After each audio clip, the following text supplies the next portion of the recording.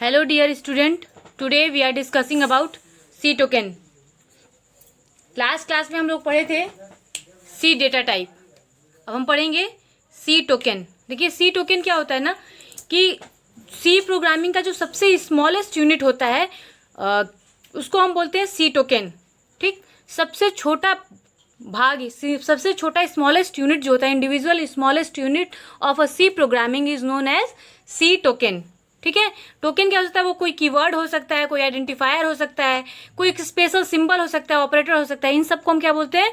Token. ठीक, definition से देखिए, token are the basic building block in C language which are constructed together to write a program. क्या मतलब हुआ? जैसे आप किसी भी बिल्डिंग को बनाने के लिए रॉ मटेरियल्स, छोटे छोटे पार्टिकल्स की जरूरत पड़ती है ना, मतलब सीमेंट की जरूरत होती है, ईंटे की जरूरत होती है, गिट्टी की जरूरत होती है. तो वही जो ईंटा, गिट्टी, सीमेंट जो रॉ मटेरियल्स है ना, इसी को हम बोलते हैं सी टोकन. और इन्हीं का यूज करके हम क्या करते हैं? पूरा सी प्रोग्राम को बिल्ड करते हैं, कंस्ट्रक्ट करते हैं. ठीक है, अब लिखना है वो लिख लें. There are the tokens are the basic building blocks in C language which are constructed together to write a C program. Each and every smallest individual unit in a C program are known as C token. Hindi में लिख लीजिए, C token C programming language का building block होता है जो किसी C program को बनाने के लिए प्रयोग किया जाता है. प्रत्येक छोटी से छोटी यूनिट या छोटी से छोटी इकाई को हम सी टोकन कहते हैं. ठीक, उसके बाद टाइप ऑफ सी टोकन. तो टाइप्स में ये डायग्राम बना लीजिए, पॉज कर लीजिए, डायग्राम बना लीजिए. सी टोकन्स के टाइप है keyword, constant, identifier, string, special symbol and operator. ठीक है, तो एक एक करके सबको डिस्क्राइब कर लीजिए. एग्जाम में आएगा what do you understand by C token या सी टोकन से आप क्या समझते हैं. तो आप क्या करेंगे? ये डायग्राम बना देंगे. देखिए, सब लोग लिखते हैं लेकिन लिखने के थोड़े तरीके डिफरेंट होने की वजह से नंबर कम या ज़्यादा आ जाता है. तो हम लिखेंगे कैसे? सी टोकन हेडिंग डालेंगे, डेफिनेशन लिखेंगे कि किसी भी प्रोग्राम के सबसे स्मॉलेस्ट यूनिट को हम क्या बोलते हैं? सी टोकन बोलते हैं. किसी सी प्रोग्राम को बिल्ड करने के लिए जिन छोटे छोटे ब्लॉक ऑफ यूनिट्स की जरूरत पड़ती है उन्हीं को हम बोलते हैं सी टोकन. ठीक, आगे लिख लेंगे सी टोकन के प्रकार और ये डायग्राम बना देंगे. ठीक, टाइप ऑफ सी टोकन लिखेंगे, ये डायग्राम बनाएंगे. Keyword, constant, identifier, string, special symbol, operator. और उसके बाद ना 6 टाइप को पॉइंट वाइज सबका नाम लिख देंगे. ठीक है, डायग्राम बना दिए. डायग्राम से अगर आप पॉइंट नहीं भी लिखे रहेंगे, आप लिखेंगे जरूर, क्योंकि ये डायग्राम देखने से क्या होता है, जैसे आप भी कोई चित्र देखते हैं तो आपको जल्दी चीज़ें समझ में आती है, एग्जामिनर को भी जल्दी समझ में आता है, आपको उस पर मार्किंग करके आगे बढ़ जाता है. ठीक है, तो एक एक को हम एक्सप्लेन करते हैं. सबसे पहले हम एक्सप्लेन करते हैं कीवर्ड इन सी लैंग्वेज. जो कीवर्ड्स होते हैं वो क्या होते हैं? पहले से डिफाइंड कुछ शब्द. हम बोल रहे थे ना उस दिन कि हमारे पास स्टैंडर्ड इनपुट डॉट एच और console input output dot H, math dot H, ऐसे करके हमारी लाइब्रेरी हेडर फाइल्स हैं जिसमें जो लाइब्रेरी में सी की लाइब्रेरी में पहले से सेव हैं. सी की लाइब्रेरी मतलब जो सी, अगर आप ना टर्बो सी ओपन करते होंगे, मतलब वो पार्ट जहाँ पे आप प्रोग्राम ओपन करते हैं सॉफ्टवेयर में, एक सेक्शन आता है हेल्प. हेल्प में ओपन करेंगे तो वहाँ पे आप सर्च करिएगा लाइब्रेरी, पूरी सी का इन्फॉर्मेशन आपको वहाँ से मिल जाएगा. एक एक पॉइंट जो है वहाँ पे बहुत अच्छे से एक्सप्लेन किया हुआ है. तो अगर आपको सी में कहीं कोई डाउट लगे तो वहाँ से भी पढ़ सकते हैं. चलिए, सबसे पहले समझते हैं कीवर्ड क्या है. कीवर्ड क्या है? प्री डिफाइंड वर्ड्स होते हैं जो रिजर्व वर्ड होते हैं. रिजर्व वर्ड का मतलब कि इन शब्दों का प्रयोग हम किसी फंक्शन को, आइडेंटिफायर को या किसी क्या बोलते हैं, कांस्टेंट को, एरे को डिफाइन करने के लिए नहीं कर सकते हैं.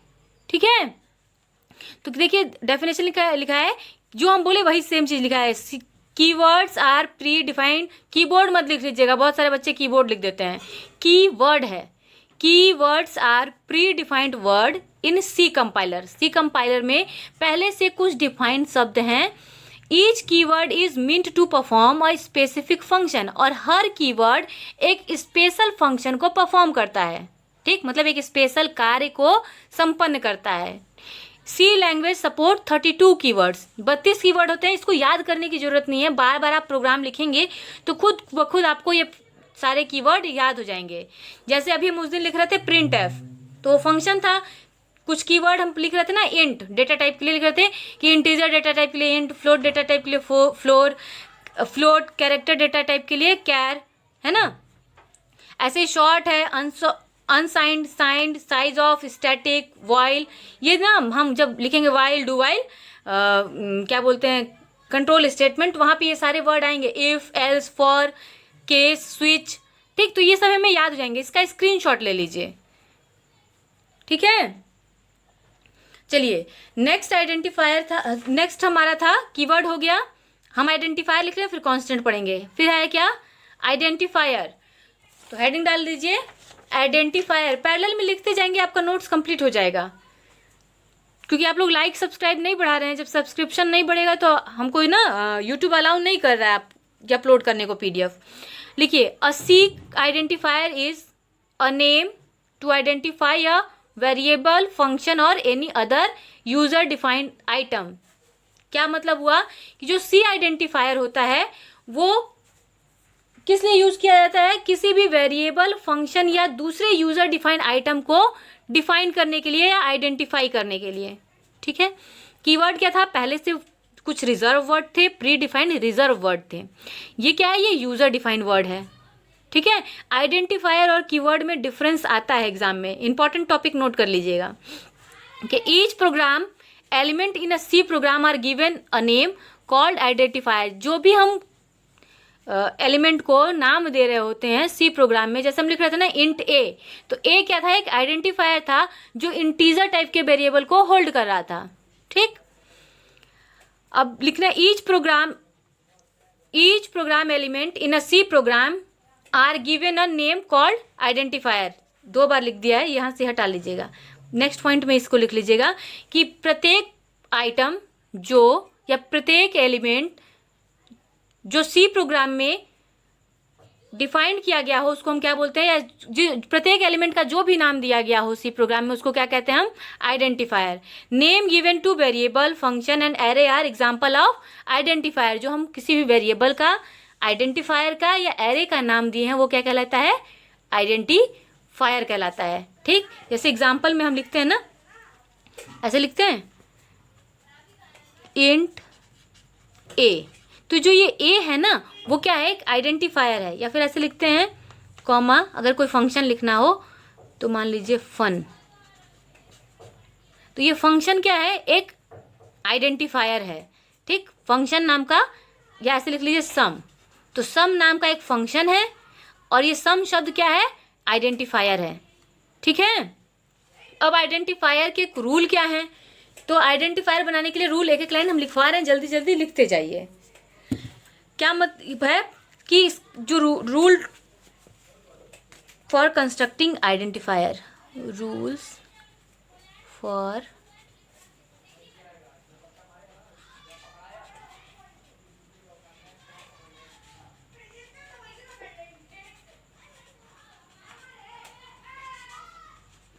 फॉर कंस्ट्रक्टिंग आइडेंटिफायर, ठीक है।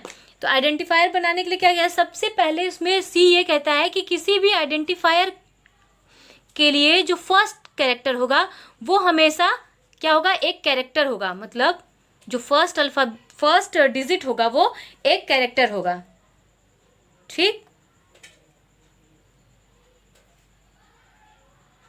ठीक है।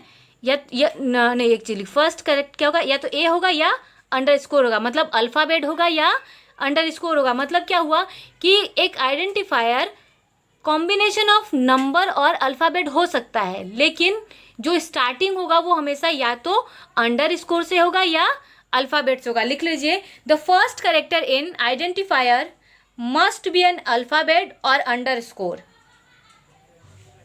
Can be followed by any number of alphabets और डिजिट्स और अंडरस्कोर। क्या मतलब हुआ कि देखिए A1 2 ऐसा हो सकता है आइडेंटिफायर, एग्जाम्पल लिख लीजिए ऐसे, example A1 2 A B C A_B C या अंडरस्कोर BA, ऐसा हो सकता है। लेकिन अगर आप कहेंगे कि A1 to A ऐसा हो जाए तो ये आइडेंटिफायर नहीं होगा कभी भी। वो अल्फ़ाबेट से यानी नंबर से हमेशा किससे स्टार्ट होगा, ये अल्फ़ाबेट से या अंडरस्कोर से, नंबर से स्टार्ट नहीं हो सकता है।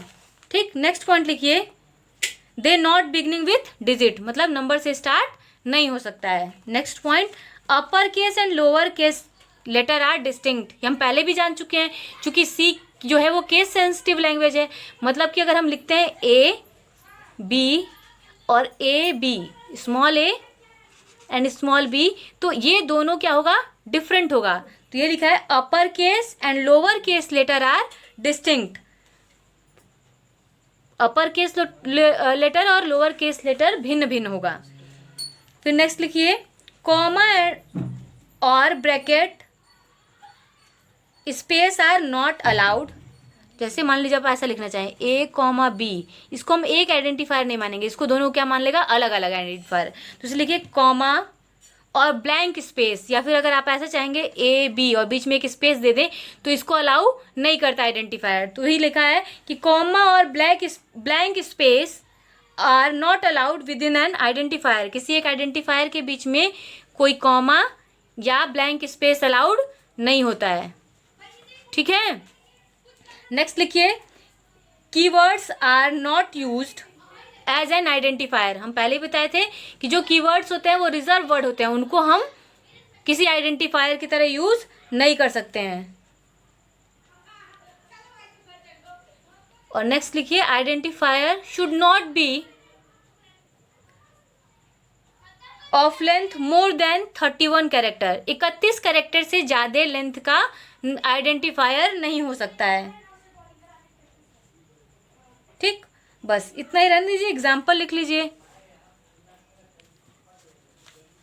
यही लिख देते हैं हम।